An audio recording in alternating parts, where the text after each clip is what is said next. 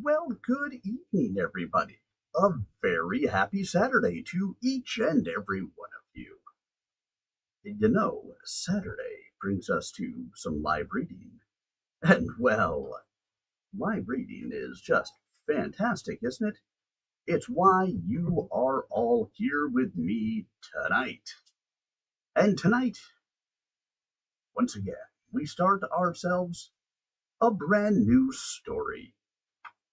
This one, even the lingering dead may still find courage. A dark fantasy by Tiago Resende. Spectral Braver, the first arc. You know you're gonna like it, right?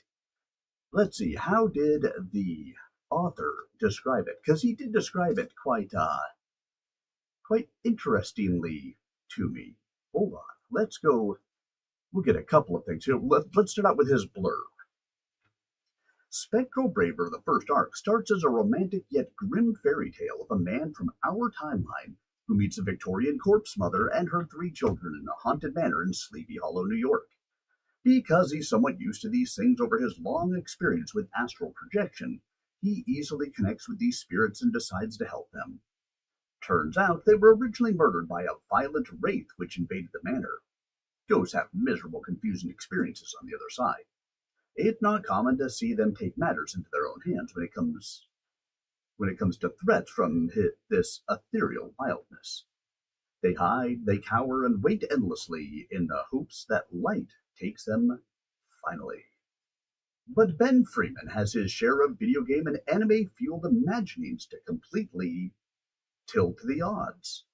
More importantly, this Felicity Craig, the way she's kept her kids safe, hints at a power which may actually change everything in the afterlife. Forever. This is how a mighty legend begins, by the power of a family.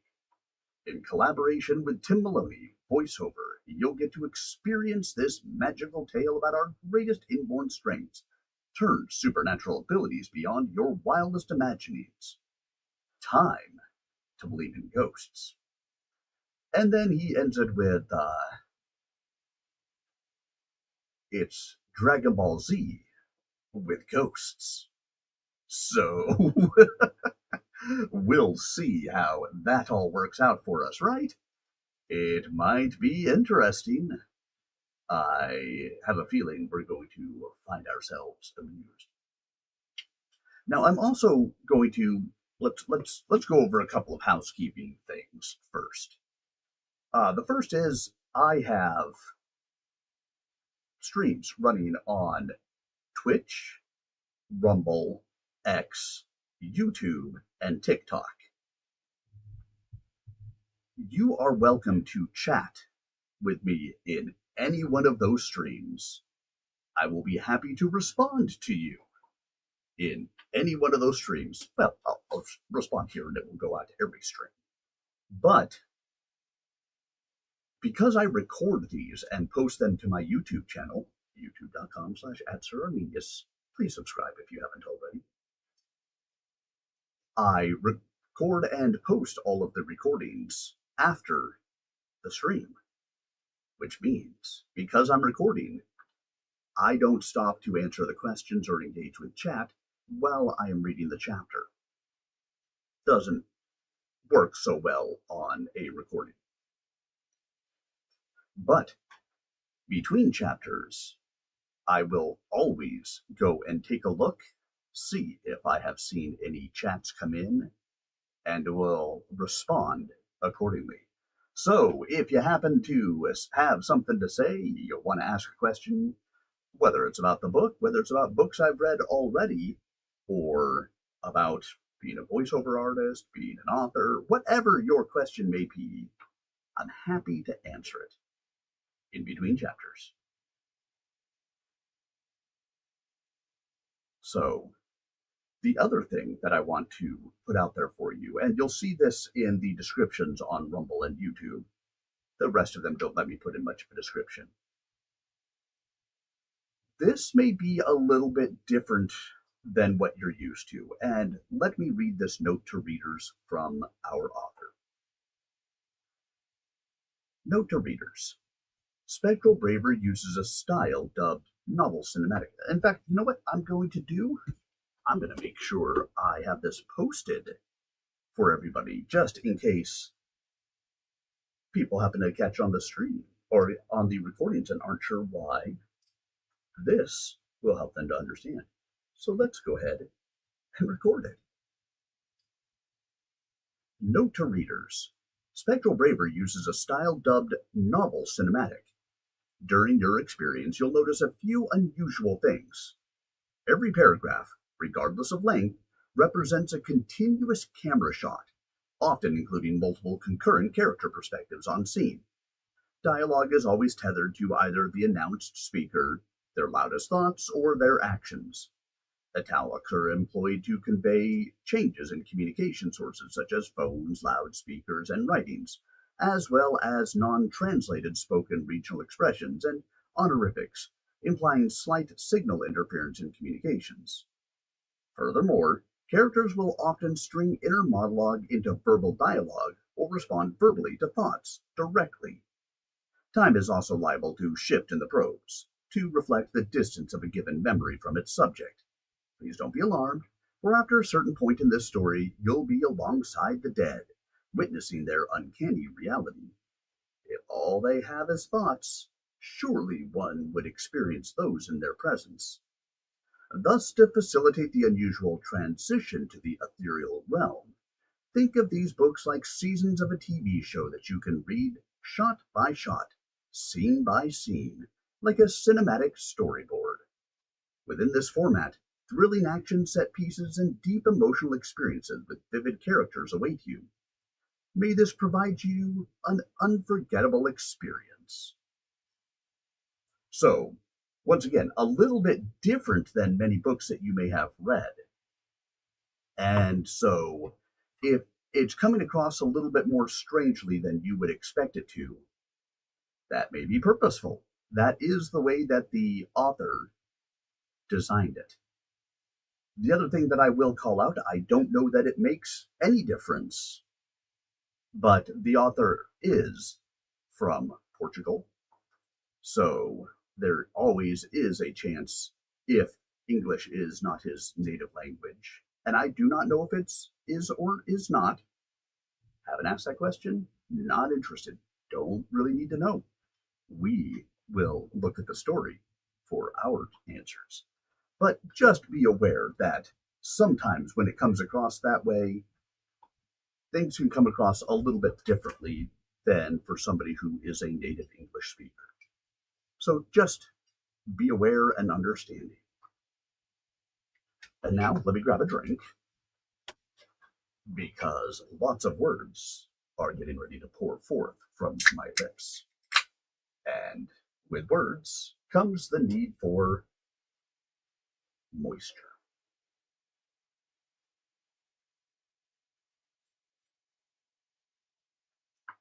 So sit back, relax, and prepare to enjoy. Hello, Leon Hutlinger. Hello, hello. Welcome. I hope you are ready to enjoy Spectral Braver. So sit back, relax, and prepare to enjoy as we dive into another evening of indie author reading goodness with Spectral Braver by Tiago Resende. I am drinking a Monster Ultra Blue Hawaiian. Monsters. My drink of choice that I shouldn't be drinking when I'm doing voice acting, but hey, I do. Very bright blue. And now let's go ahead and dive in, shall we? Starting with Chapter 1, Enter the Craig Manor. The nightly depths of a modest Pittsburgh three-bedroom apartment, tinged in blue hues of moonlight, are occasionally flashed by their car headlights passing by. A black and white tiled kitchen has the shadow of a man dangling from on high. Why would it project from all the way up in the ceiling is unclear. Pathetic grunting, filled with regret and struggle, is all that spills forth from the doorframe. It has been the case that a boy no older than 3 years old stands motionless in the hallway leading here around these late hours. Many times this has happened. The child awakes, comes out of bed, only to witness this. Going inside is an urge which happens just as regularly, but the boy won't do it, because in that same hallway he can see that both mommy and daddy are soundly asleep, and that couldn't possibly be his sister either.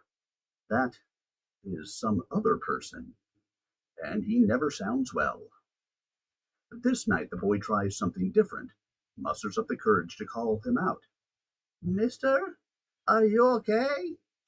The sounds of struggling cease into a silence, muffling everything.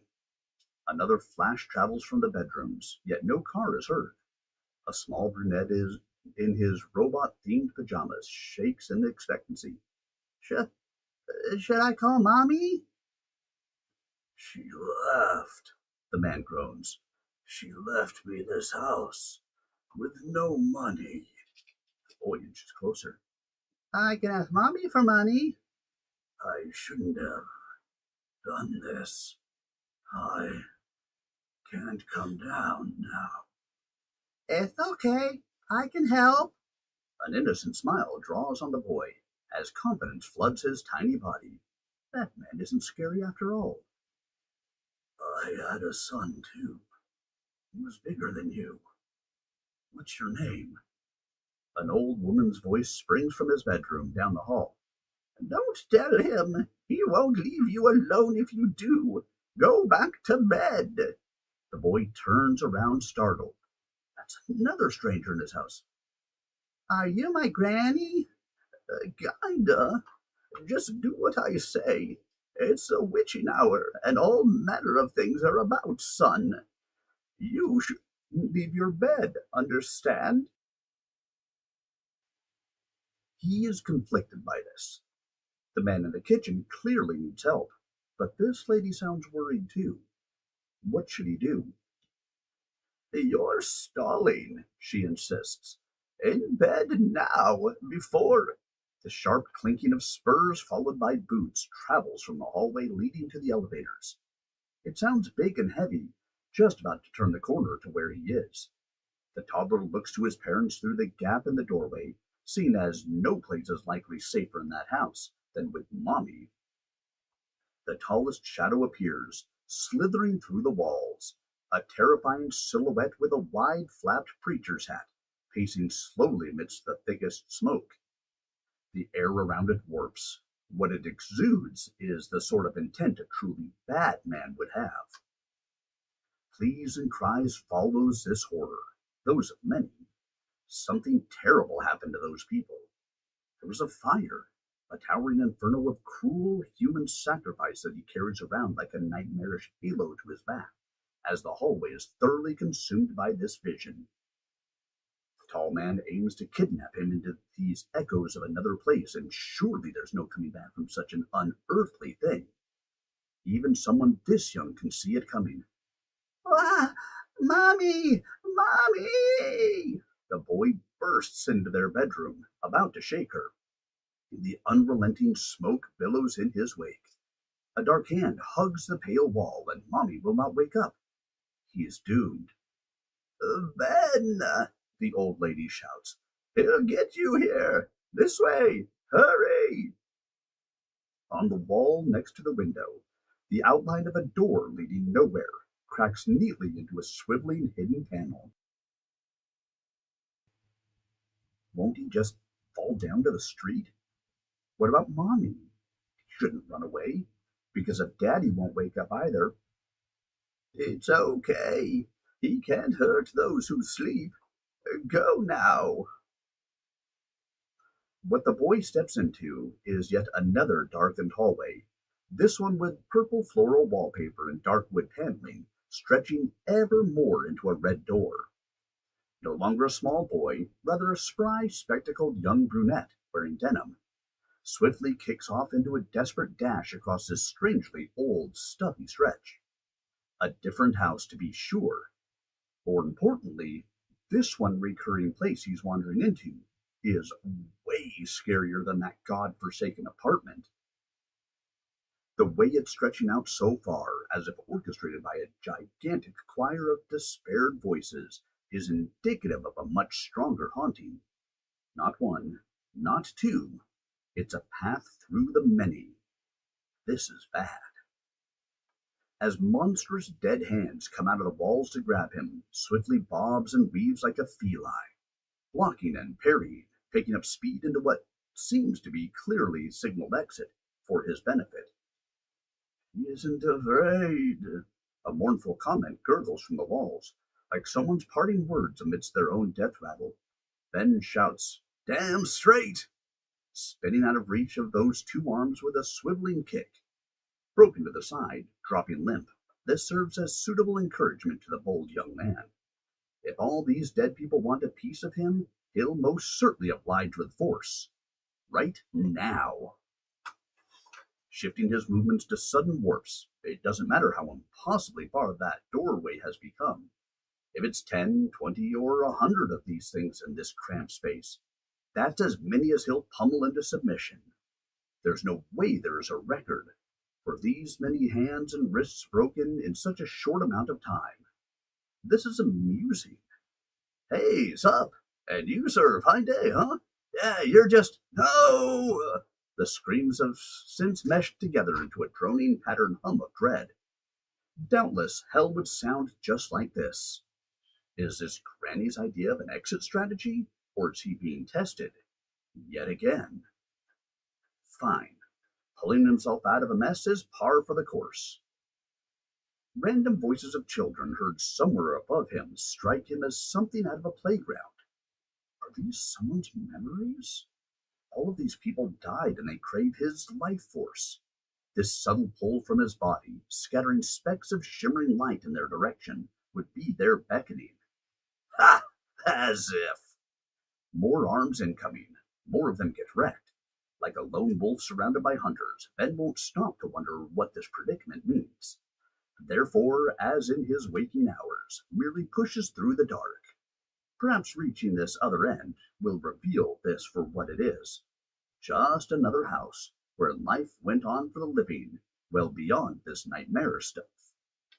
Another outstretched arm tries to catch him. Determined to push through, grapples it, breaking it off with a snapping counter, rendering this shape as scattered black miasma. However, a roaring limb morphing into a miasmic black claw snags his denim vest from behind. "Dream Walker!" Ugh! Hands off! The young brawler flexes his legs into a backward somersault, thus speared by a furiously thrusting overhead kick into the darkness forming behind him. A mighty boom, delayed from the impact, fills the corridor. Deftly sliding close to this mass into a screeching halt, Ben adjusts his glasses by the bridge, knowing full well this one is at least as strong as a preacher back at the apartment. He was too small to stand up to that one, but there's something dangerous about this presence. Two shimmers emerge from its depths, staring. If he's being directed by Granny to escape, squaring up to this formless thing is probably what it wants. Has to leave this place now and make sure Mom is safe in her bed. She has to be.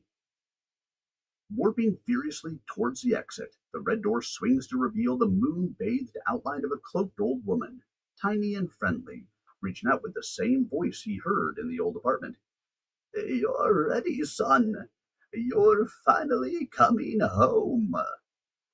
The panting brawler can't catch a glimpse of her face, yet this overwhelming anxiety, looming like a burst of flame in his chest, immediately drives his spirit to fervorously ask unto a past since dead, hoping that this one figure might know how to go back to it. "Is my mom with you? Is she okay?" "I'm so sorry, Ben." His euphoria is sharply cut by the realization. "I wish I could fix that for you. I really do, son." His eyes well up. "Me too." "But now she needs you. That family needs you. We all do, son." "What?" "As above, so below. As below, so above. It's where you belong." wipes away his tears, seeing as even here these fog up the lenses. I don't think I belong anywhere. I know you're all dead, but if my mom isn't here either, find the source. An alarm blares across a modestly furnished suite with a single bed, a desk with a laptop and a chair, a young man's denim clothes neatly stacked on the floor below a window as it beams the day's first light into those Spartan quarters. A jolt within a wrapped duvet. Huh? Oh man. Stretches his legs and arms out and turns to the smartphone at his side. It's 8 a.m. on a Tuesday, the 23rd of May, 2023. Slips out and stumbles into the bathroom in shorts, clumsily grabs his prescription glasses from the sink. A slightly below average height, athletic 28-year-old man he is. The unkempt, dark brown hair is treated like an afterthought, clearly. Unless it gets long enough to get in his eyes, doesn't mind growing it out. Peers into the toilet bowl while relieving himself, beset by a sudden reminder of his ongoing struggle. The narrative planning for his current project. The job is intellectually demanding, creating entire gameplay systems based on an undefined narrative is taxing on his ability to conceptualize. It is often spontaneous when he's engaged in his own creation. Still, designing story, environments, and mechanics for a soulless corporation sure makes him feel like some kind of sellout. Can't keep writing this dumb shit for them. A dark mansion? Someone didn't pay the electricity bill. Totally cliche, bro. Seriously. There's like 50 games with the spooky house genre, all selling for $20 a pop. Oh, it's gonna be huge. Fuck out of here. Flushes the toilet, thoroughly annoyed. A spontaneous thought gives him pause from his vocal ranting. Mom. He was dreaming about her again. Not necessarily her, but a time when she was around, driving him into this recognizable loop he's had for the past 2 years. Life became too uncanny to cope. Unsure of what it's supposed to be and for what purpose after her. There is no end to this feeling, as evidenced by his moist cheekbones. Even in that place, he couldn't find her. That's why it isn't real. The smartphone rings from the bedroom. Rushes out and takes a call. Sup, Carl? Have an alarm on my phone, you know. Prompts while scratching his left buttock.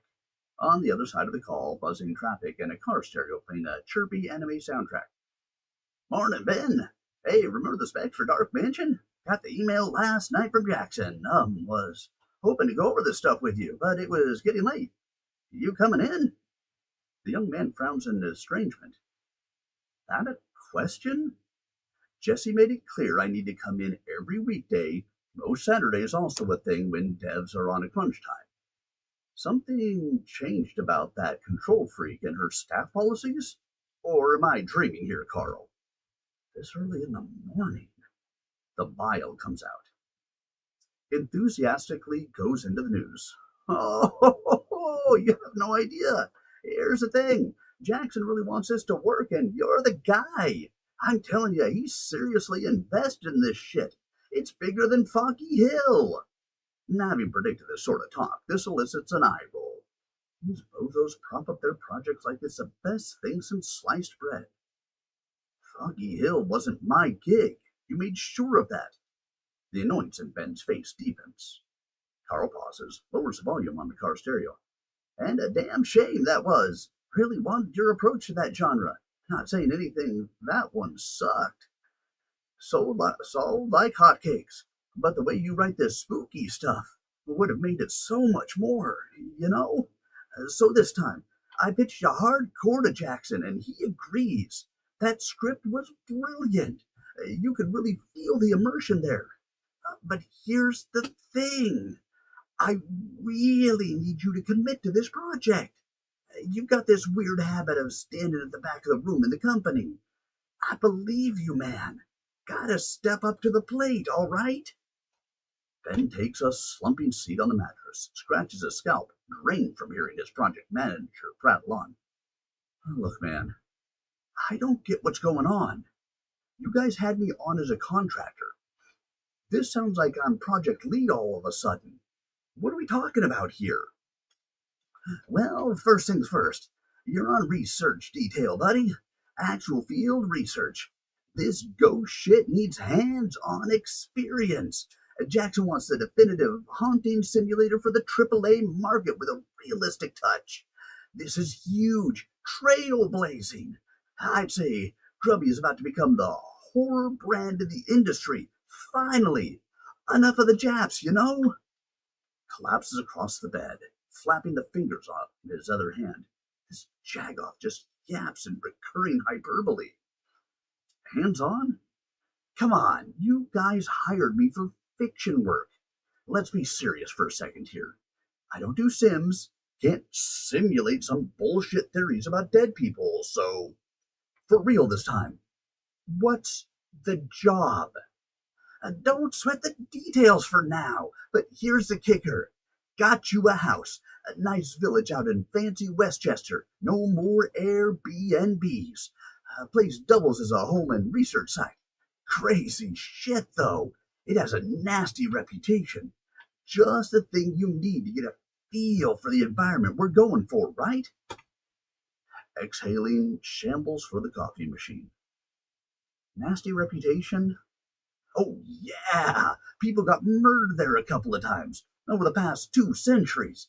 You probably never saw the special they did on the place back in the 90s. It's been so famous a spooky tour spot for all the weirdos since then.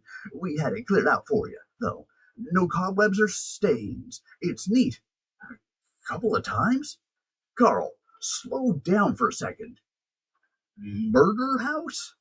Yeah, how baller is that, buddy? All year-round Halloween. Pretty baller.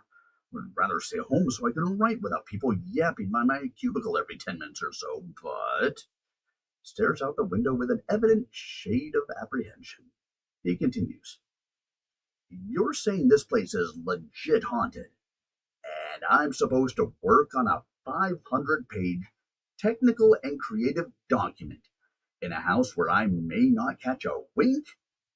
Wow, what a gauntlet. Meanwhile, the project manager obnoxiously chuckles. Exciting, huh? Besides, I know you hate Jesse's gut. Don't think you heard me. Sure be nice to not have to bump into Turbo Broomstick Rider over there. But I don't see how I'm going to get this shit done under that level of pressure, man. Jackson's already okayed this. I put myself out for you, and get this. Before I even got your name in the conversation, the man said, and I quote, I assume this is Mr. Freeman we're talking about? You made an impression with the boss man, so getting shit done you shall, buddy. Don't know what to tell you. I think you'll be fine. You just said you don't believe in that stuff, right? Takes a deep breath as an image of a tall shadow man with a preacher's hat manifests in his mind. These vague memories he can't make sense of haunt him. I don't know if I do, man. It's complicated. Carl joyously moves things along, totally glossing over such audible deflection. Get your ass out here ASAP and let's have a sit down with the boss. He already prepped the meeting room and shit. Hey, looking out for you, buddy. You're my star player. Big smile when you walk in, Mr. Congeniality. Let's friggin' go. Yeah. Thanks for the pep talk. Be there in an hour. The solitary beeping from the phone fills the air for a moment. Just enough silence is afforded before the next-door neighbor woman shouts, reverberating the halls in obnoxiously clear New Yorker. Fucking take out the trash, will ya? The door is heard closing. A young man's voice passes the front door. Yeah, fucking sick of this. Ben sighs listlessly in the middle of his tidy room. There's no amount of order in his own life that staves away the chaos swirling everywhere else.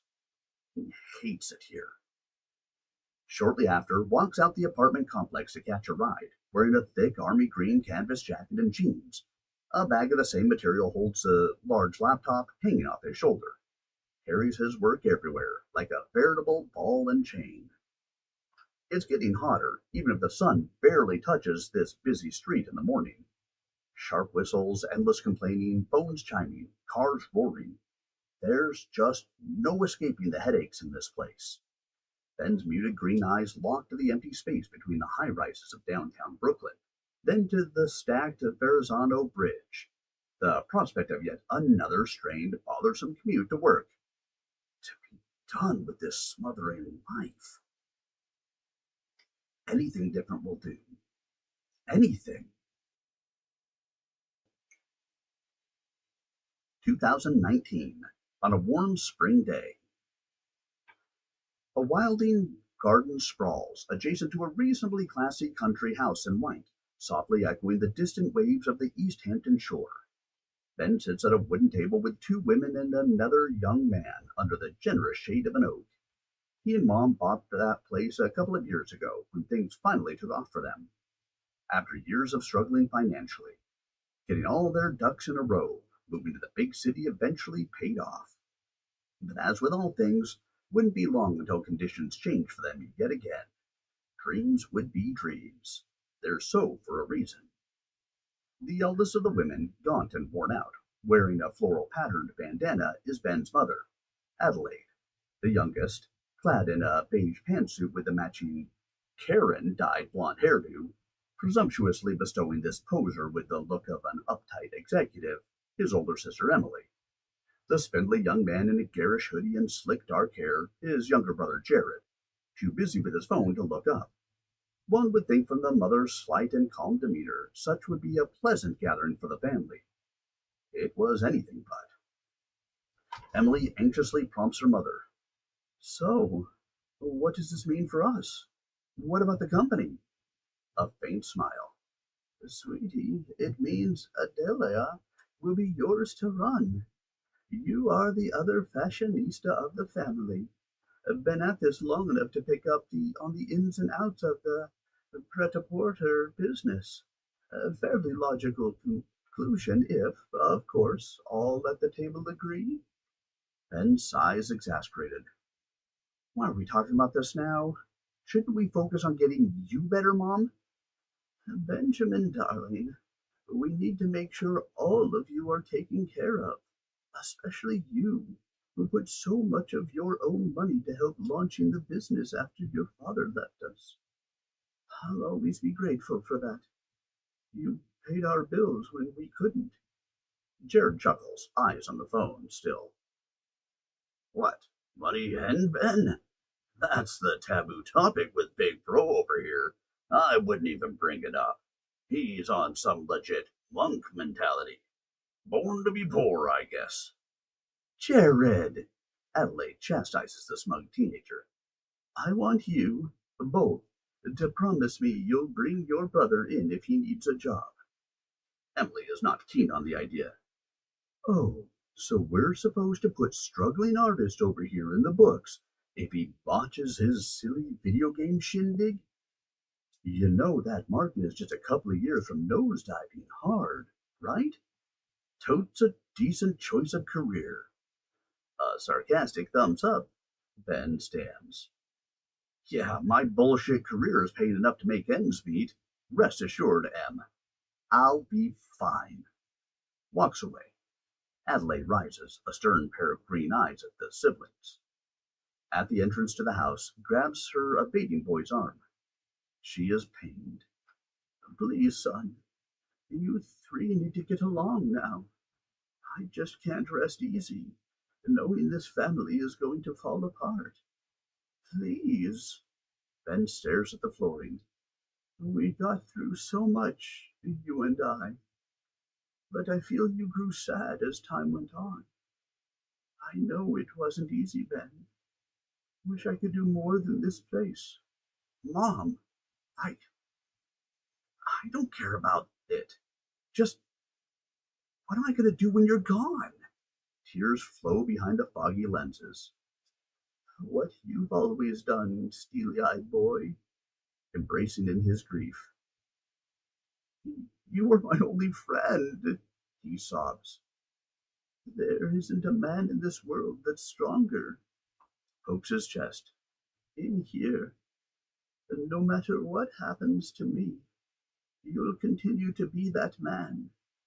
There is a princess out there in need of rescue, and she'll thank you forever, like I do. Takes off the glasses to wipe his face. Mom, come on. They're not a kid anymore. Have you seen the sort of bullshit people say on social media now? Everyone shoved their head up their own ass, and I'm not about to pull them out. Not too much on my plate as it is. I know you wanted grandkids and all, but we're not in that world anymore. Your average princess is a sociopath looking for a ticket to Dubai or some shit. Just not that guy. I'm old fashioned, maybe. I wouldn't want any of those idiots for you either, silly. I know you won't waste that strength on someone who doesn't deserve it. I hope I did my best to earn all your love and hard work. And now you're sick. This isn't fair. Starts crying once more. It never is. But I know that won't stop you, darling. There's power in your dreams, in your imagination. I love that about you. Remember the clothes I designed for your characters? Yeah, Ben sniffles. You really got the designs perfect. And because I understand you, to understand people is what binds our dreams together. I can't be the only one in the whole wide world who can do that. He looks determined at his mother, eyes awash in sorrow. I'll take you every day to the clinic. I'll see this through. She hugs her boy tightly. My hero. That garden was dying. No one could do anything about it. Ben tried his best, but work while looking after his mother absorbed him.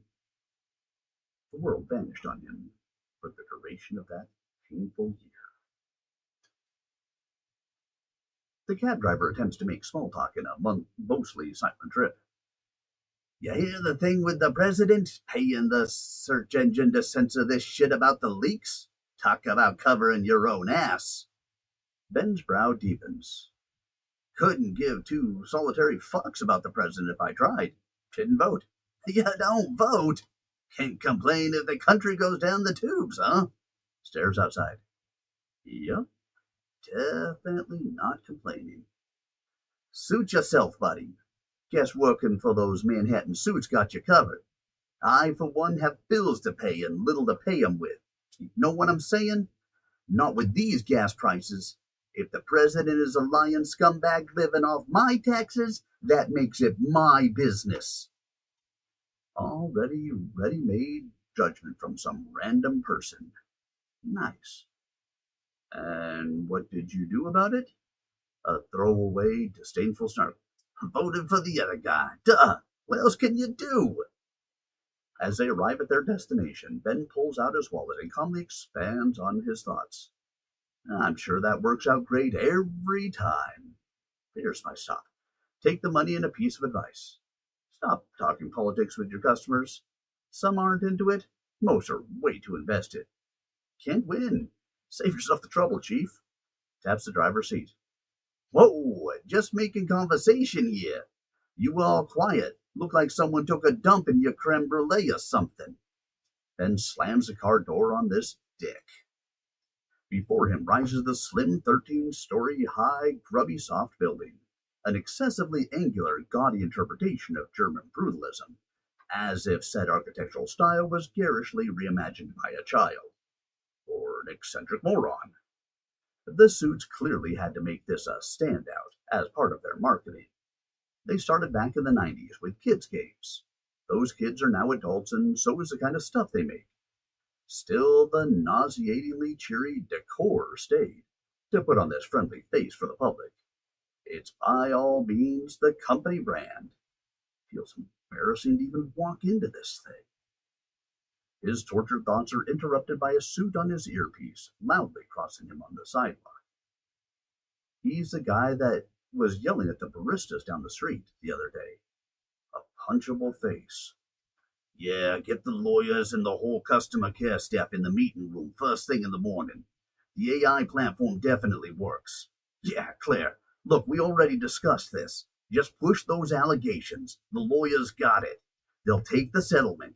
It's either that or be unemployable. Hey, don't care if some of them can get a fucking contract lawyer, alright? Just do it. Corpos are horrible. They're not the only ones. A lavishly dressed woman in salmon pink and blonde hair walks by on her phone, a bunch of gold bracelets jingling annoyingly. Eye-watering levels of perfume wafts as she passes. Blah, blah. It's 10 years, Charlie. You're still not getting the kids, all right? This is my life. And I'm not just happy if you're still in the picture. So move on. Well, guess I'll see you in court then. Comes off the call. Fucking loser. Everyone is mired in war. Not against this whole thing, this inhuman structure everyone has grown to accept and serve. Folks turning inwards against those who trusted them. This isn't right, yet it's the result of indulging in all the insincerity. This can't be his world, surely. Disturbed young man crosses the lobby, avoiding eye contact. He's done with soaking in people for the day. Gets into the elevator. While it climbs to the admin floor, the exterior glass cabin slowly unveils Manhattan's sprawling concrete skyline. Foggy, diseased, full to the brim with traffic. This vista isn't impressive as the architects thought, initially. Fate teases him with this sudden chance for an exodus, while this life still looms large, owning his outcomes. Will it allow him to leave this disgusting, virulent city behind? So much hatred and distrust down there, so many people in the rat race, rationalizing the big lie, surrendering themselves to a futile life of wage slavery amidst broken bonds. Some, those who are sitting pretty in all this, do it while mocking the struggle of the commoner, paycheck to paycheck, broken dream to the next, like Em and Jared. They forgot where they came from, clearly. They forgot how hard it was when Dad left. Steps out the elevator. A buxom redhead in a burgundy pantsuit gets off her desk from the office behind the reception. She was absolutely leering at the CCTV feed intently, waiting for his arrival. Rushes into the admin lobby to cut him off. Mr. Freeman, could you step into my office, please? We need to discuss a matter of importance about your situation in the company. Hi, Jesse. Ben greets her, trailing off, staring at the grim-looking Foggy Hill poster depicting a ghost town. It's Miss Kalinsky. I know people on your floor are keen on these informalities, but I really need all you to follow protocol. This way, please. Jackson and Carl are waiting for me on the meeting room. That was kind of scheduled since 8 a.m. this morning. Yes, you have. Checks her fancy smartwatch. 10 minutes. I'll only take 5. And counting. Jessie scowls in aggravation and walks to her office. Ben follows reluctantly. He knows she is about to ruin an already splendid day. As they enter, crosses his arms defensively. So, what's going on? We should discuss the terms of your salary, goes over her screen. Lodging, food, and commuting expenses are to be subtracted from your pay, effective next month. Figures. Isn't that much anyway? Figures? The residence you will be moved to is on the company dime. You get to work from home. Even the internet and utilities are covered. Ben gives off an empty yet strange smile. That's really generous of you guys. I'm sure I'll work twice as much. As one would expect. It's a murder house, Miss Kalinsky. Hazel eyes go sharp on him. Dark Mansion will be the 2024 flagship title for Grubby Soft. We gotta beat the Japanese on this genre.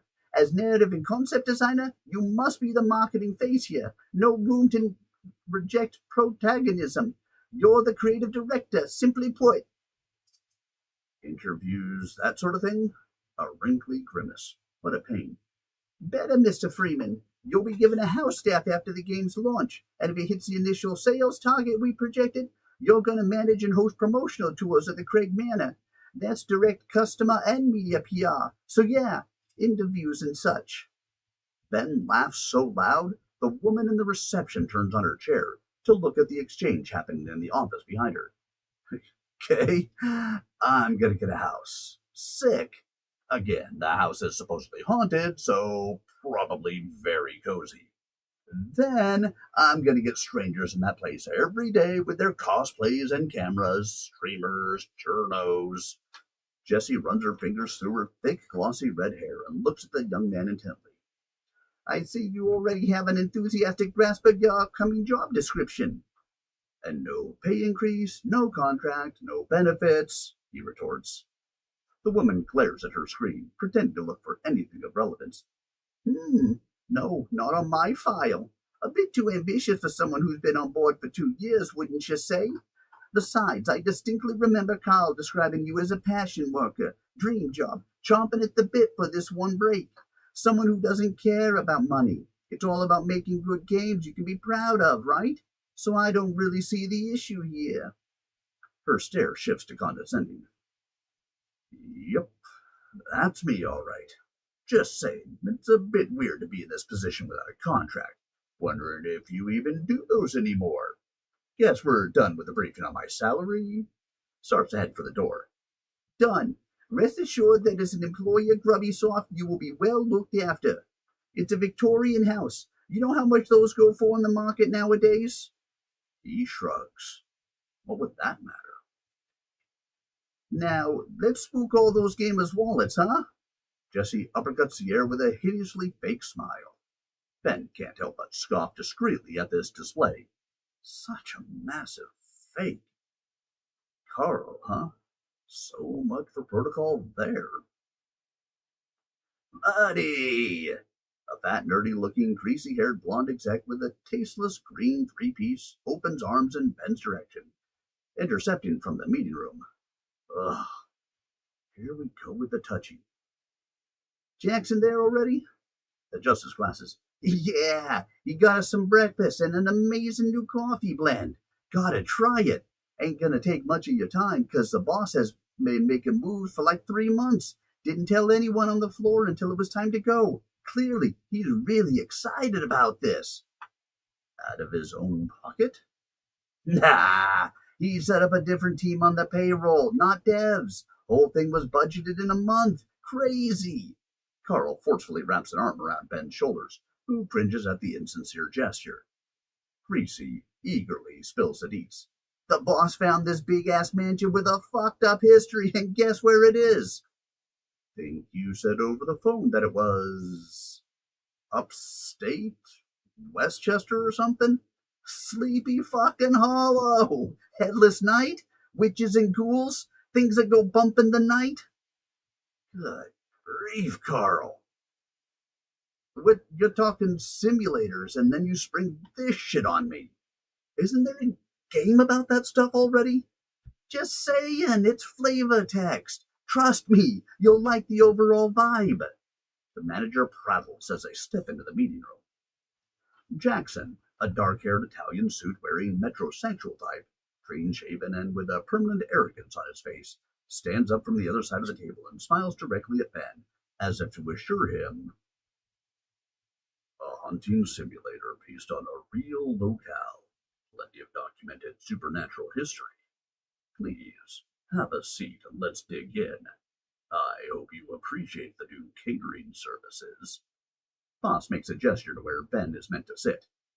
Not close to him, beside Carl, a clear signaler of position within the company. Fatso starts eating a pastry ravenously. Dude's starving, surely. The uncomfortable young man pours some coffee and stares at him, wishing his buddy would restrain himself somewhat. The boss gets up, pours himself a protein shake from the mixer atop his personal bar. This one's a roided-out gym rat. Ben now understands that he is caught between two excessive men in their own ways. Why is everyone around him so damn weird? I understand you wrote an initial treatment for Buggy Hill back in 21. I share Carl's regret, in the sense your talents would have made that project even more impressive. Sips. However, same as what happened to that script, gonna need you to completely reset your work on Dark Mansion, effective immediately. Delivered with a faint sympathetic expression, Ben doesn't take this kindly. Excuse me? What do you expect for this? There's like 50 pages. Hopefully you didn't get too far into the conceptuals then. This is a brand new, time-saving approach to game design we're enacting here. Look, the horror genre sells in more ways than one. People love being scared in the game and out there in the real world. So Dark Mansion's scope has been shifted from designing a house and plot from the ground up to actually scanning a real house with a suitable history in a very famous locale of American folklore. Sleepy Hollow, Ben declares, voided of enthusiasm. Correct. Jackson stands up and lights up the big screen in the meeting room. Craig Manor, the stage for a triple murder-suicide in the 1900s and a later one in the 50s. The screen shows a great mansion, tightly wrapped by a carved stone and cast iron fence with a matching grate. Two round shielded grafted onto the metalwork. A stone path nestled between neglected flower beds leads to the entrance, its face recently painted in stone gray and white borders. Cutting the skyline with a black tiled roof atop 3 floors, just over a decently sized attic window, with 4 more below it. The dark wood entrance door and ensembles with 2 purple stained glass panes, probably large enough to house 2 or 3 current day families. The ominous thing stood awkwardly wedged into a 50s styled main street, with shops and comparably recent housing. A much denser urban landscape grew around this big house, seeming to want to squeeze it out, as if it has overstayed its welcome here. It had a few residents over the years, though understandably, brief stays for the most part, given the history of the place. It's been adrift in the real estate market since the 50s, appropriated by Sleepy Hollow's town hall in the mid-70s, then leased for all manner of events, namely a couple of televised paranormal investigations in the late 90s. Archive photos of the building scroll across the screen. Plenty of parapsychology paraphernalia litters the place. Tasteless, creepy decor and props were ushered in by TV producers with statues, cobwebs, and that sort of generic cheap Halloween stuff. The scrolling halts on a picture of the entrance lobby with a dual branching staircase. A white orb is seen atop the right lateral stairs. Ben, see that? Carl nudges him, while still chewing on a pastry. What? That on top of the stairs? Adjusts his glasses. A ghost! A mouthful expression. Carl would be correct. That is a ghost. As Jackson says as Ben reclines on the chair and looks at him, attempting to probe his sincerity. That's a ghost? The boss clears his throat and proceeds. It's definitely something. That photo was taken 3 weeks ago in 4K professional studio lighting. This is straight from the camera's SSD. Could be a bug. Those things get easily debunked, Ben observes. I had the same objections. The team we sent there says there were no bugs, no floating dust particles. The place was cleaned by a crew before this, and they all came out with stories about footsteps, doors slamming, and noises that sounded like children playing. This is likely real, as in consistent, reproducible paranormal phenomena. Quite the joyride, I'd suspect. Wow. Ben adjusts his glasses to his nose bridge, as he would often do when uncomfortable, though not dispensing with sarcasm. The question is, Mr. Freeman, would you be comfortable with this unusual living arrangement? Sips his coffee. Flagship title for 2024, right? Jackson sits back down, looking pleased. Putting you in charge of this new project is one of the best decisions I've made. Rest assured. Grubby Soft's employees are well looked after. Ben had to get that in. Bunch of corporate robots with those empty canned lives. Carl laughs and turns to Jackson. Star player! Told ya! The boss, seeming to catch the sarcasm, draws an unnaturally wide grin at his creative designer, looking more akin to a predator, baring its fangs. 2 weeks have passed. Ben and a two-man moving crew on a banged-up black truck park in front of Craig Manor after lunchtime. The street is bustling with people going about their business, giving him a sense of security. This doesn't look that bad, he comments, sticking his head out the window. Birds are chirping in a loud spring frenzy. Doesn't remember hearing those back in the big city. The truck driver seems to be in a hurry. I've heard of this house. Is it okay if we just, drop your stuff in the lobby? Scared of the ghosts, huh? A mocking grimace. Mister, I don't know what's happening in there. I'm trying to go through my day without finding out. He sighs. Sure, it's fine. Steps out of the truck. Useless. All par for the course. In his reckoning, people don't even try to be helpful these days. Nobody ever sticks their neck out in New York, even if the job is part of the charm. With his belongings lying on the lobby's hardwood floors, looks upon the main staircase leading up to a large stained glass window, framed with a purple flower design. Yep, cliché it is. The fake old furniture that props the decoration really does not pass close inspection. You might as well fill the place with idea. God,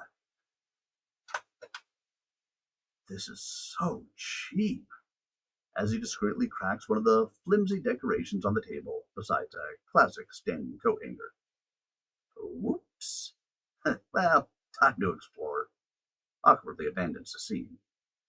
Calmly strolling through the house with a grin, gets the basic lay of the land. Every room is spacious. These people were loaded. On the ground floor, all the walls are paneled in dark wood. Same for the carved railings. Going up, to the right wing, a great hall with a grand piano, lounge chairs, and an old bar. A massive, deep red classic rug on the floor, with a golden mandala pattern. To the left, a dining room with a long rectangular table and a fireplace. Wait, that's an open stone stove. Actually connects to the kitchen. That's seriously old school. Inside, classic dish racks and a weathered wooden table. This definitely isn't a replica. He can feel it by touch. 19th century. This saw some things, all right. Piece of history. Beside the deep purple carpeted main staircase, in the back, a small door leads to another corridor that branches into a small bathroom and a relatively large empty room with a single thick glass window. It lets in a bit of light and little else. Grim looking space. Probably where they get the help or something. Taking a deep breath, climbs the main stairs, adjusting glasses. The house creaks. Wood breathes. It's normal. A bump is heard. Just one. Momentarily, a distinctly avoidant presence crosses the second floor, leaving a gust in its wake, strong enough to flutter his bangs. That interrupts the climb. Windows are closed. Surely. The light shining through the stained glass, painting him in speckled purple. The house itself is touching him in several ways. Will you please stop vibing with the house, bro? It's in your head, nothing more. And yet, that corridor with all those ghostly hands and the red door feels just like this somehow. He had one of those just a couple of weeks ago. The day he got the call. On the left, you can see two parallel hallways with doors leading into contiguous big rooms on each side. A shared bathroom between them on the right. A door closest to the face of the building leads to a grand suite. Next to it, a study with an ample library around the desk. 6 cases arranged in a circle. Cool design, actually.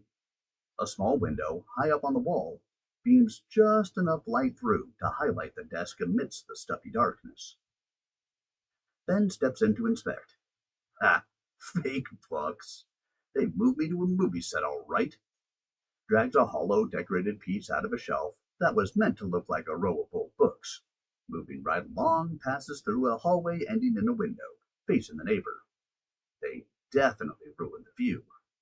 Well, curtains take care of that. The one door to the left, however, is closed, unlike every other door in this house as he arrived. It seems stuck, not locked, as if the wood paneling expanded too far against the frame. After trying a few times to pull it open by the doorknob, this is becoming annoying. Yanking it with force, he finally opens it with a loud, painful creak. A narrow, steep staircase extends upwards, meeting a small, heavily framed window, then circling around into another door above. This other door was not jammed, but the moment he steps in, the air feels noticeably stale and colder in relation to the rest of the house.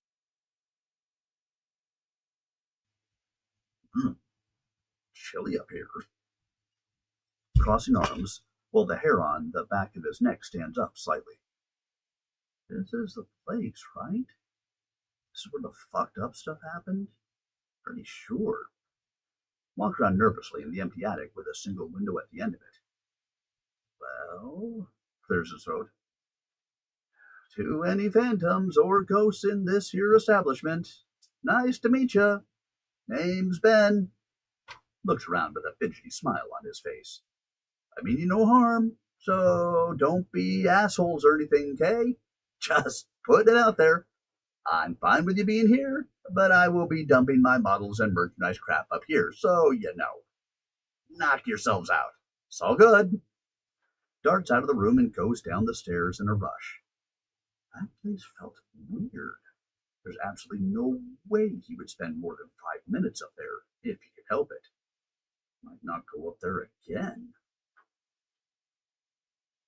Nighttime falls upon the house, and the only light comes from the great classic chandelier hovering in the middle of the entrance lobby. Ben sits on the stairs, having his first smoke since he rolled into this small town. Takes a long drag, and puffs a huge cloud towards the door. Ooh, look, a ghost! Chuckles in disdain for this entire setup the company made for him. This is such a stupid idea. Intakes a long drag. Well, time to grab something to eat. Pack of smokes, energy drink. Going all in tonight. Murder house it is. Gets up, grabs his canvas jacket, and walks out of the house. The street is now completely deserted. The couple of shops in the area are closed. Other than the electric hum from the streetlights, not a peep. Looks into his smartphone. 9 p.m.? Really? Standing in the middle of the road, looks around. No cars, no people. It is clear there's no point in stepping out of the house after sundown. A window on the neighboring house to the left of the manor lights up, and a middle-aged woman in her pajamas comes up, opening it. You lost, mister? Rudely inquisitive. Nah, just moved in. Name's Ben. You moved into the Craig Manor? Oh boy. Yeah, the biggest mistake of your life. It is bad enough living next to that thing, let alone inside it. You're by yourself? Yeah. Things happen in that house. Can't hear it over here some nights. Her tone is cautionary. Still comes off like the town gossiper, though. Ben adjusts his glasses.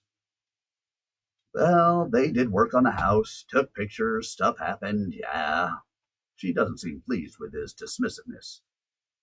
Yeah, if children did all that over the last, 5 years we've been here, then I guess that's what it was. Have a good night, mister. Please don't come knocking here if something actually happens, 'cause we really don't want anything to do with that house. Just making that clear. Retreats back inside. Roger that, Karen.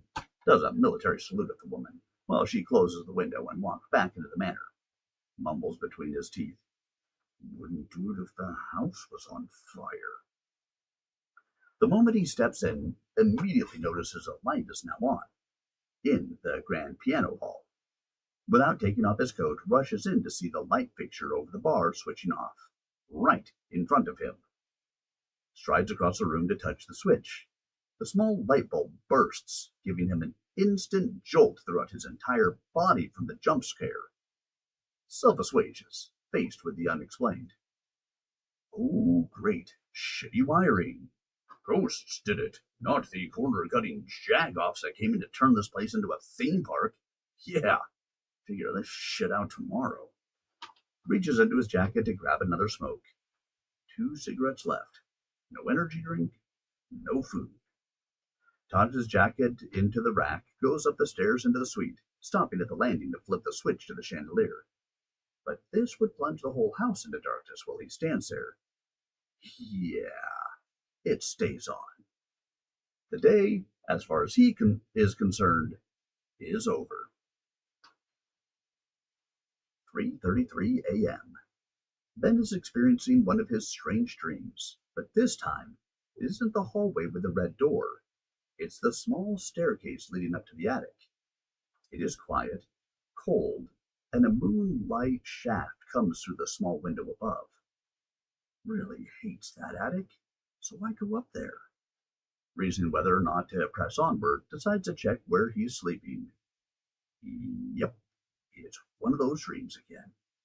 Sees himself in a deep slumber, mouth open, a bit of drool, rolled up in his duvet, snug and peaceful. The lights are low and darkness casts a lot deeper while he's in this state. A subtle rumbling in his ears soon spreads to his eyesight. The house is just creepier by how it warps around him now. Great. Moments of great stress throughout his life always resulted in this vivid strangeness. It happened when his father left them 9 years ago. It happened when his one girlfriend in college dumped him in front of his gang for being an unambitious nerd. It happened the night he came back from the clinic, the day his mother passed away. His mind, enthralled by anxiety, always brings him back to all these spooky things. Never understood why or how. Scanned memories of the Pittsburgh apartment drop before him, pieces of a jumbled puzzle. That preacher guy with the cowboy boots is a recurring vision, something which he dismissively attributed to the ton of movies he saw as a kid. Yet, it is in those very details, this nearly tangible sense of the house coming alive, where that towering figure matches perfectly. Surely isn't just a memory from watching late night TV. Over the years, these nightmares were regularly confided with Mom. Monsters and shadow people would populate these specific dreams he recalled. Some of them pleading, others would chase him around erratically, like rabid animals. Fighting them was an option, and when he did, the thing had more in common with video games than the very hard-hitting reality of doing it in the streets. For one, gravity wasn't really a thing. Strangely liberating to be afforded some extra degree of control like that. She said his fertile imagination couldn't be contained by his waking hours, that his bravery was a result of his strong heart. Yet, as mothers often do, she would caution her son about being brash, for what it was worth. Cracking his knuckles, braces himself. If those things are about to pop out around here, he'll just beat them up, as usual. The reasoning? None of this stuff is real. No holds barred. Pumps knuckles. Indulging in his exploratory vein to see this old house under the lens of a dream state, starts looking around in renewed glee. Everything seems okay at first, though furnishings look definitely off as he draws closer to inspect. A veritable blast from the past. Notices different pieces coming into view, such as a huge dresser, a great standing mirror and a dressing table on the same room where he sleeps, and these look carved out of dark mahogany, a recurring theme throughout the rest of the manor's woodwork. The more he looks around, the more the decoration emerges as period-like, as if he's walking around in that same house, but from centuries ago. Rag and porcelain dolls adorn one of the smaller bedrooms, a rocking chair in the corner. The bathrooms have old copper tubs and a classic standing basin in each. This isn't the same house from earlier. The imitation light fixtures replaced everywhere with classic oil lanterns, all lit up in the place he is in, fading in the places left behind. Dreams aren't reliable on the senses, he rationalizes. But this feels like someone's memories. Sad ones at that. A nervous quip. Should have told me this is a smart home or something. Working up the courage to finally go back to that staircase, he presses on. But the door is closed again. Is someone here? His glasses are slipping down his nose. Of course there's someone here. Okay, guys, this door here, it stays open. House rules. Will, attempting to force the door open, realizes it is now much harder to pry it from the frame. The clear difference being that pressure is now being exerted on the other side. Hey, the door stays open. Got it? Placing all supposed might behind the pull, finally manages to burst it open. What he sees at the top of the stairs, however, immediately made him slam it back. Couldn't tell what it was, but something clearly stood in front of the small, heavily framed window, blocking the light. A most stern shadow, posing with upset. Do not open it. A gravelly woman's voice echoes from the top of the stairs, along the walls, through the door, and into his brain. Startled away from the door, inches across the study's entrance and back into the room where he slept. Around this time, he would have woken up, for sure. Why does this keep going?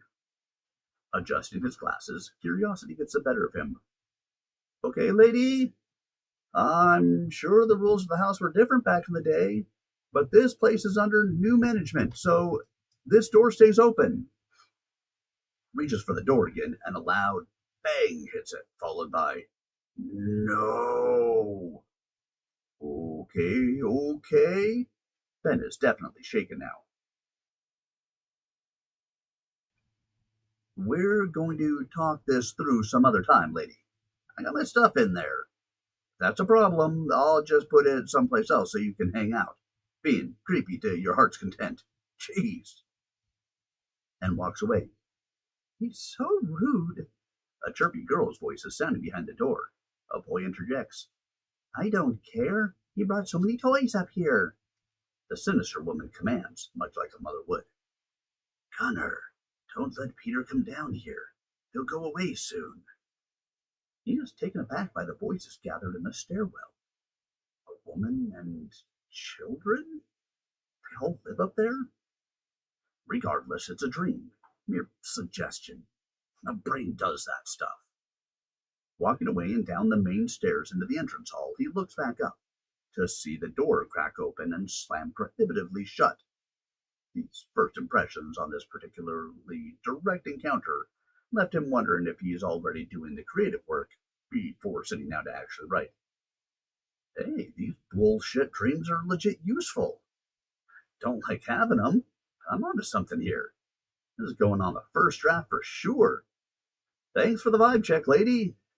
I guess. Not willing to give up the ghost on his phantom tour through the house, he veers left into the downstairs right wing, where the main hall stood, with the piano. Feels his hearing becoming increasingly muffled while approaching. That's the audio cue for the bad stuff. A red light can be seen oozing from inside for a moment, and then total darkness. No light through the front window to the left. Nothing but solid blackness from the double door frame inwards. A terrifying density to it. Vibrations emanate from this place. A sickly, smothering pull, dragging his immaterial form down to the floorboards. The droning screaming, very far away, yet still audible from where he's standing, is illustrative of what this place is. True evil. Whatever's in there, it wants to kill him. The attic door was scary for a moment, but this? Forget it. That thing, that blackness, is breathing in anticipation. Those up there didn't suck this much spirit out of him, definitely. A house of murders would leave nasty things like this behind. Yeah, that's a big ass. Nope, right there. Goes back up the stairs and hollers at the attic door, avoidant. Uh, catch you guys later. I'm turning in for the night. Keep it quiet, all right? Stepping into the suite, the big standing mirror across from him shows a woman clad in what appears to be 19th century fashion. The fabric is dark and weathered. The dress has short, puffy sleeves, punctuated by white lace along every seam, a huge round skirt, a long coat hanging from a pearl chain around her neck, and a dark veil over her face, tied to a small Victorian tilt hat on her ashen hair. That's. She's definitely dead, and doesn't look happy at all. Electrified by this peripheral vision, knows that if he turns around, he'll see her standing in the doorway. Everything shakes.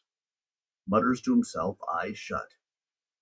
Wake up, wake up, wake up. The dreamwalker is in the manor. An effeminate yet deep male voice echoes in the dark. He is there, Jackson utters unconsciously from his big bed, exhaling vapor amidst the chill. The blue shades of moonlight fill the sterile corporate suite. One particular corner of that room sinks into a darkness so unnaturally deep that a presence could be the only thing causing it. A shadow of intense depth, holding a sinister vigil over the slumbering executive. We'll keep him there, it commands. He tosses and turns from the disquieting energy floating in the room, nonetheless compelled to respond. I will. Fury, sorrow, fear. The trinity of despair for the sentient soul. Of all who depart carnal life, those tragically in the grip of these negative emotions will be faced with the stark reality of what comes after. Submerged in the darkness and melancholy of how things were, yet are no more, the wraith experiences the seemingly endless incarnation in a gap between realities, witnessing the world of the living from behind the veil of death, often envious and pained by such cruel segregation, forced to share a space with what once was a home, a family, a name, having slowly replaced and taken away by time, uncaring of disembodied protests, the wraith endures this torture, whilst the world moves on, in disconnected glimpses. However, what if such a gap is a bridge? Would one be brave enough to cross it to see what lies beyond what is seemingly lost to this broken perception of things? What imperatives would a soul have thus, minus the husk left behind to decay?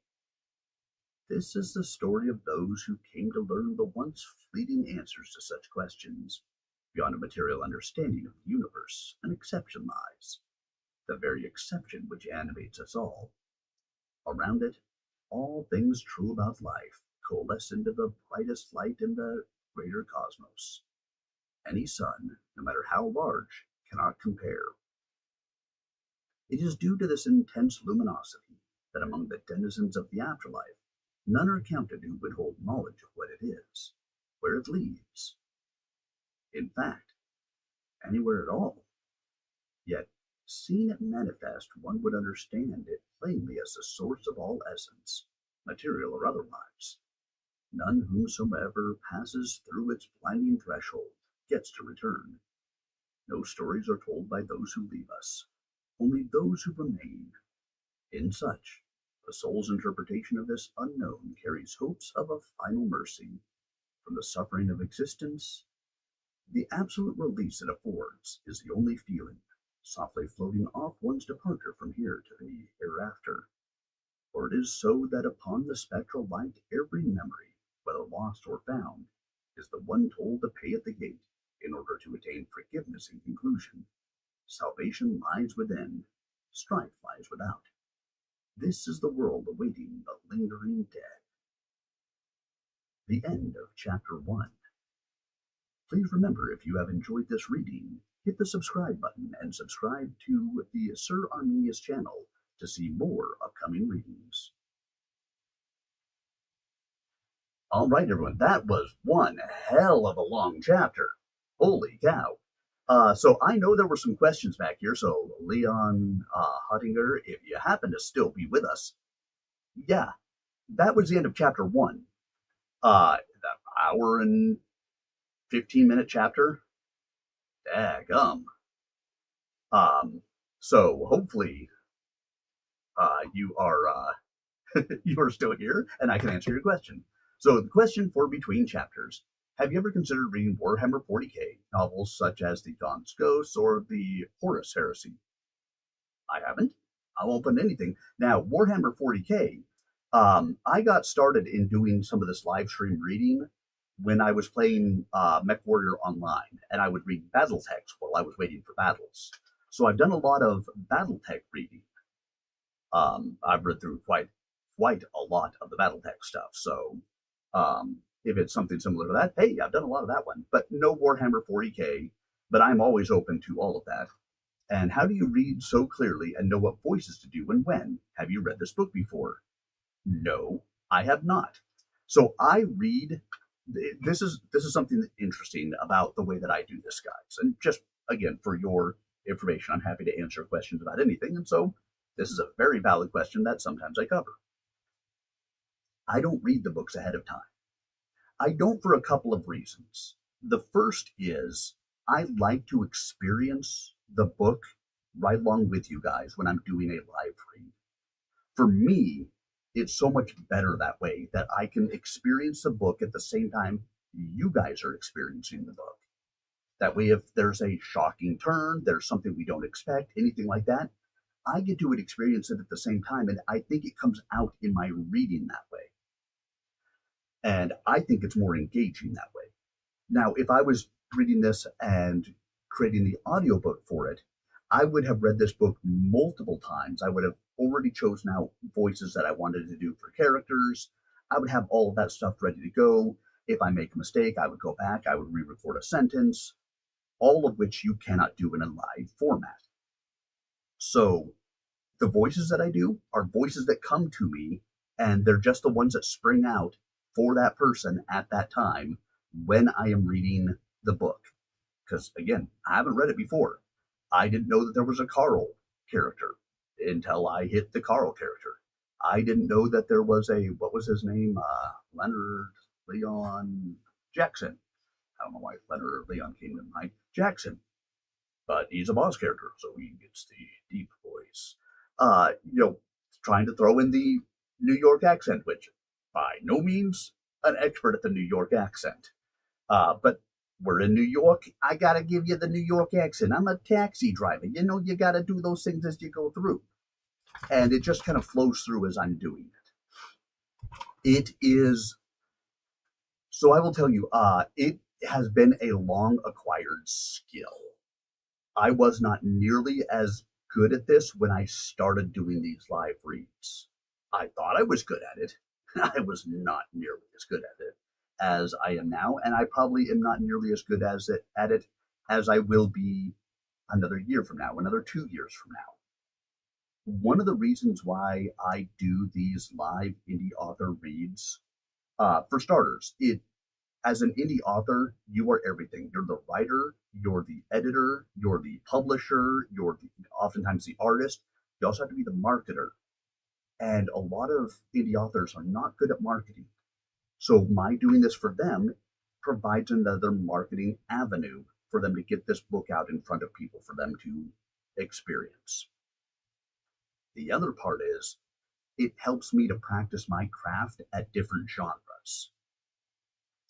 Last week, it was all like crime mysteries.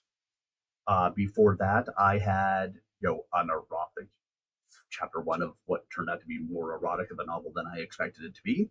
But I have read travelogues, I have read horror, romantasy, I have read lots of different stuff, and it gives me the opportunity to practice my craft while still giving back to the indie authors and to the community as a whole. So it's very meaningful to me.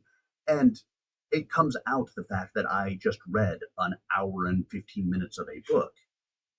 muting occasionally to cough because, well, cough, you have to, especially when you do the voices like this that strain your voice. I sometimes have to cough a little bit as it goes through. Those things happen. I mute it so it doesn't actually go in the recording. If you're on the TikTok channel, it doesn't mute it there. You guys would have heard it. It should have muted it for everybody else. Nobody else would have heard it. You'd see it, but you wouldn't hear it. And so it's been a lot of practice and it's been a lot of work to get to this point. But I love what I do. And so it makes it all worthwhile to me to do this. All right, guys. Well, with the length of that chapter, we are only going to make it through one chapter today. It looks like, so we will continue this book on, today is Saturday, we will continue this book on Tuesday. And on Tuesday, we'll pick it up and into chapter 2. I think we're going to get through probably chapter 2 and chapter 3. Looking in here, chapter 1 was from pages 5 to 40, so it was 35 pages of the book. We're 29 pages. Well, it would be 58 pages for the next one. We'll see. These are long chapters. Long chapters are okay. I try to keep my stuff to about an hour and a half to 2 hours normally. And right now I know I would shoot way over that. And as I'm still just getting over a cold this week, thus the coughing, I don't want to stretch it and try to get another chapter in. So we will stop there. If you guys were enjoying the reading, but you happen to miss any of it, the recording of chapter 1 will be available on the YouTube channel, youtube.com/@SirArminius, a little bit later tonight. I will get it uploaded once I end the stream. Again, we'll pick up again on Tuesday. I do these readings on Tuesdays and Saturdays. We'll pick it up again on Tuesday at 8 p.m. Eastern Time, and I will read the next chapter or 2. I'm hoping for 2. That's my goal, 2. And once again, those chapters will be recorded and posted on the YouTube channel. If you have not already, I would appreciate it if you would think about subscribing to the YouTube channel. It helps to support what it is that I do here and helps to give me the platform to be able to support and lift up these indie authors with the stories that I read for them. So if you haven't, once again, youtube.com/@SirArminius, if you would consider stopping out there to subscribe. And a big thank you to all of you. The greatest gift that you can give me is the gift of your time, and I appreciate that you guys gave me the gift of yours this evening. Whether it was for part of the stream or the whole thing, thank you so much for being here with me. I look forward to seeing you guys all again a little bit later this week, Tuesday, when we come back around for Chapter 2 of Spectral Braver by Tiago Resende. Once again, thank you. Have a wonderful rest of your weekend. And I look forward to seeing you guys all again really soon. Good night, everyone.